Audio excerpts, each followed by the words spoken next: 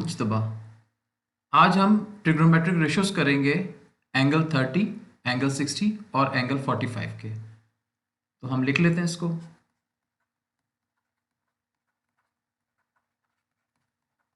Trigonometric ratios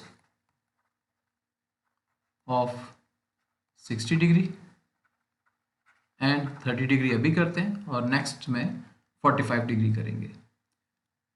trigonometric ratios ये standard ratios कहलाते हैं, एंगल 30, 60 और 45 का। इसके अलावा नॉन स्टैंडर्ड इक्वेशंस भी होती हैं, रेशियोज होते हैं, तो वो भी निकाले जा सकते हैं। नेक्स्ट लेक्चर्स में हम उसको देखेंगे कि वो कैसे निकलते हैं, लेकिन फ़िलहाल हम अभी इसको देखते हैं। तो थोड़ा सा स्टेटमेंट वगैरह लिख लेते हैं इसकी, ताकि मालूम चल सके कि क्या और कैसे करना है। कंसिडर, क्योंकि हम ये अभी सपोज कर रहे हैं, एन इक्विलेटरल ट्राइंगल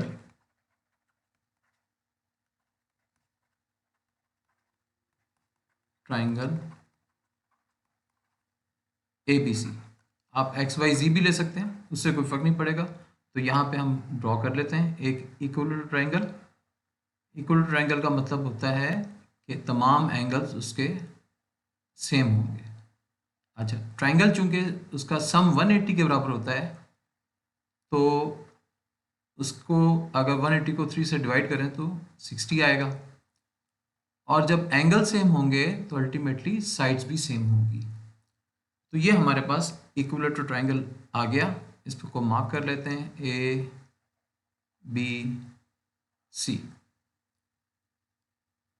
और कहते हैं, इसको आगे लिख लेते हैं। जो आप करते जाएंगे वही लिखना है आपने, इसके अलावा आपने लिखना कुछ नहीं है। Each angle in an equilateral triangle is 60 degree. ये आपने खुद किया है तो मालूम चल गया होगा आपको। Angle A is equal to angle B is equal to angle C is equal to 60 degree. जो आपने डायग्राम बनाई है उसी की स्टेटमेंट लिखनी है। आगे क्या करेंगे? ड्रॉ अ परपेंडिकुलर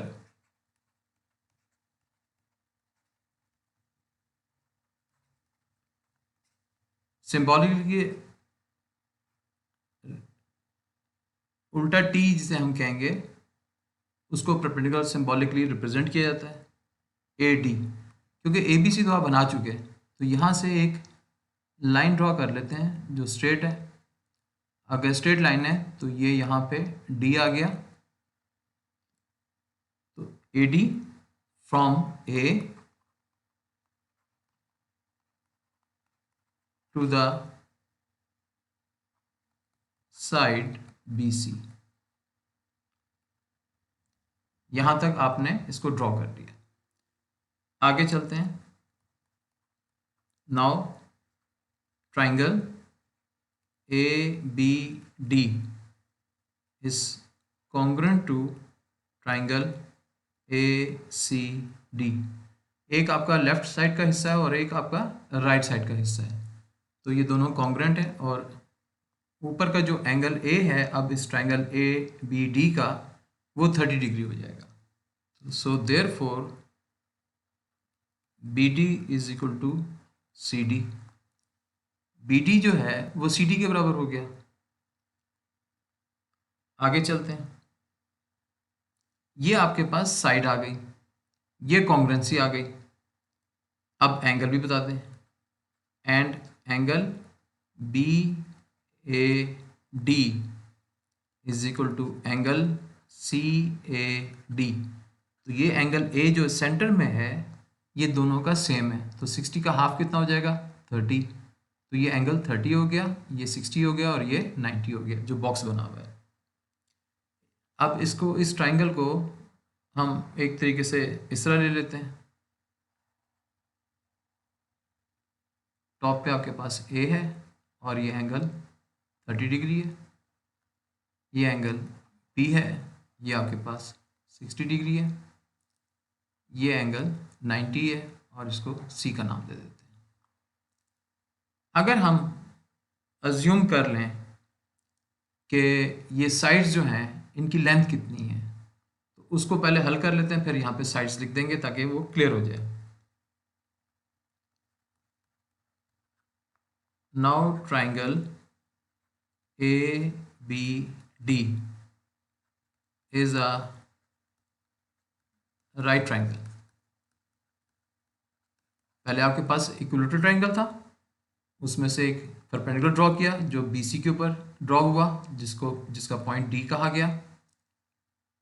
उसका एक फ्रेम जो है ABD का, वो हमने इसको अलग कर लिए। आगे चलते हैं, तो हमारे पास है कि triangle ABD is a right triangle, तो ये हमारे पास राइट ट्राइंगल आ गया। अब हम इसको इस तरह देखेंगे कि कौन सी चीज़ें, यानी कि साइड को जो लेंथ देनी है उसको ज़ाहिर है अज्यूम किया जाता है, तो उस एजम्पशन को भी लिख लेते हैं। Suppose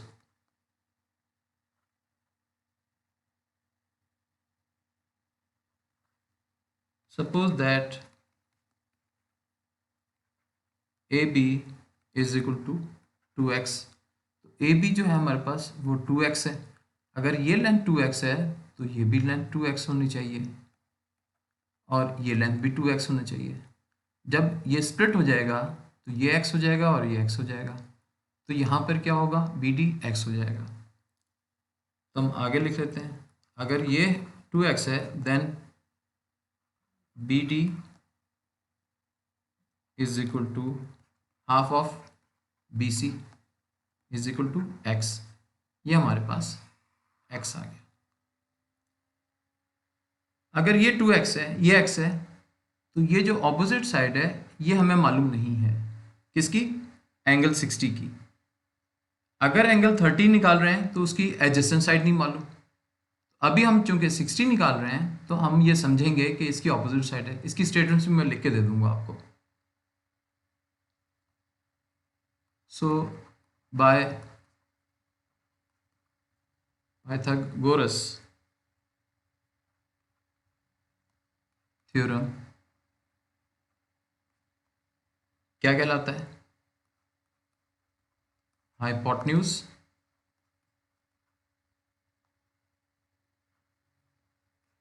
square is equal two adjacent square.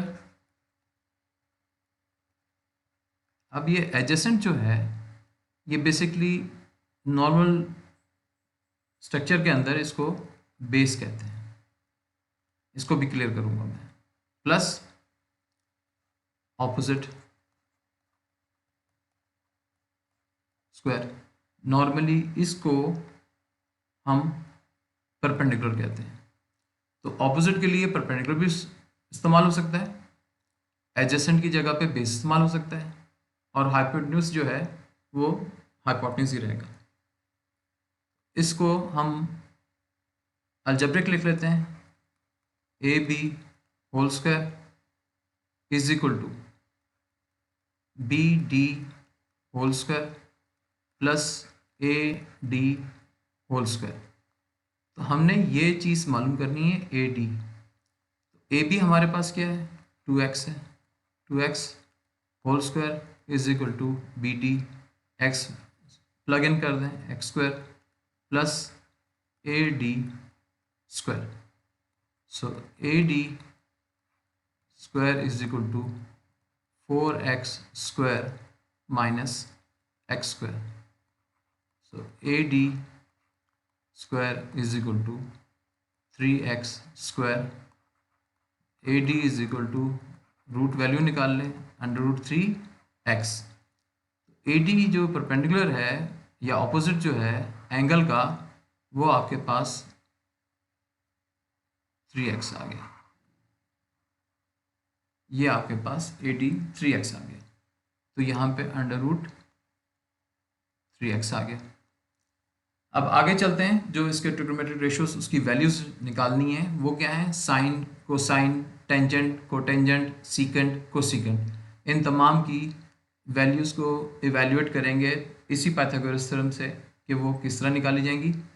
यहाँ पे मैं थोड़ी सी स्टेटमेंट लिख दूँ कि हम एंगल पे अगर एंगल 30 है, उसकी ये साइड क्या कहलाएगी और ये साइड क्या कहलाएगी, ये साइड क्या कहलाएगी। एंगल 60 है, उसकी ऑपोजिट साइड क्या है, बेस या एडजेसेंट साइड क्या है। तो वो स्टेटमेंट लिख देते हैं बुलेट शेप में, side opposite to angle is perpendicular. ये परपेंडिकुलर का सिंबल है। Side opposite to 90 degree is hypotenuse. इस 90 की यानी राइट एंगल ट्रायंगल की जो जहाँ पे राइट एंगल होगा उसकी ऑपोजिट साइड हमेशा हाइपोटेन्यूज होगी। थर्ड बुलेट के लिए साइड एडजेसेंट टू एंगल इस बेस। नॉर्मली चूंकि बेस भी बोलते हैं तो ये बेस हो जाएगी, ये हाइपोटेन्यूज हो जाएगा, ये परपेंडिकुलर हो जाएगा। अब हम इसके रिमेनिंग ट्रिग्नोमेट्रिक रेशियोज उनकी वैल्यूज़ को इवैल्यूएट कर लेते हैं। नेक्स्ट पेज पे चलते हैं। अब चूंकि हम 60 डिग्री एंगल की वैल्यूज़ इवैल्यूएट करना चाहते हैं तो हम निकालते हैं साइन 60 डिग्री। जो ट्रायंगल हमने बनाया था लास्ट पेज पे वो कुछ इस तरह का था, ए बी डी, ये 90 था, ये एंगल 60 था, ये एंगल 30 था और ये 90 है। यहाँ पे √3x था, यहाँ 2x था, इस जगह पर x था।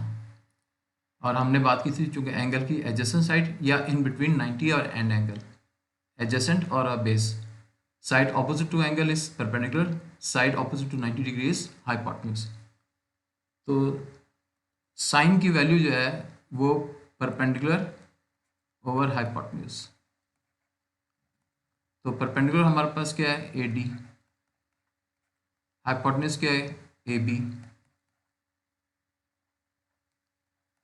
ए डी क्या है हमारे पास, √3x ओवर 2x। तो एक्स एक्स कैंसिल हो गया, वैल्यू जो इवैल्यूएट हुई वो √3 ओवर 2 है। फिर हम निकालेंगे cos 60 डिग्री, ये ऑपोजिट भी एडजेसेंट भी कहलाता है और बेस भी कह सकते हैं। अब over hypotenuse, P D over A B is equal to x over 2x। X x cancel हो जाएगा, 1/2 रिजल्ट आ जाएगा। Tangent 60 degree, perpendicular upon base. Perpendicular क्या है हमारे पास, A D over B D. तो टेंजेंट क्या है हमारे पास, टेंजेंट में परपेंडिकुलर क्या है हमारे पास, √3x over x। X x cancel हो जाएगा तो ये बचेगा √3। ये तो हमारे पास प्राइमरी वैल्यूज थी साइन कॉस टेंजेंट की। अब हमने निकालना है कोसिकेंट, जिसको कोसेक कहेंगे। कोसेक, कोसेक रेसिप्रोकल है साइन का, तो बहुत सिंपल है। वहाँ पर आप इसको लिखें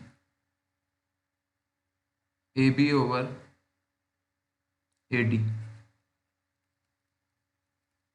यानी कि यहाँ A D over A B था, यानी परपेंडिकुलर अपॉन हाइपोटेन्यूज था, और यहाँ पे हाइपोटेन्यूज अपॉन परपेंडिकुलर। तो रेसिप्रोकेट कर लें, 2x over √3x, x x cancel हो जाएगा, 2 ओवर √3। सीकेंट जो है सेक 60 डिग्री, वो रेसिप्रोकल है किसका, कॉस का। वो क्या है, A B upon B D, किसके बराबर है, 2x ओवर x, कैंसिल हो जाएगा तो क्या बचा, 2।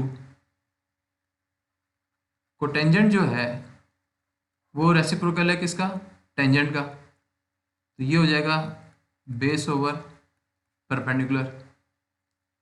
बेस ओवर परपेंडिकुलर मतलब B D over A D. तो रेसिप्रोकल होने का मतलब क्या हुआ कि x over √3x, x x cancel हो गया तो 1 ओवर √3। तो ये साइन 60 की वैल्यू है। नेक्स्ट लेक्चर में हम 30 डिग्री करेंगे और इसको कंटिन्यू करेंगे।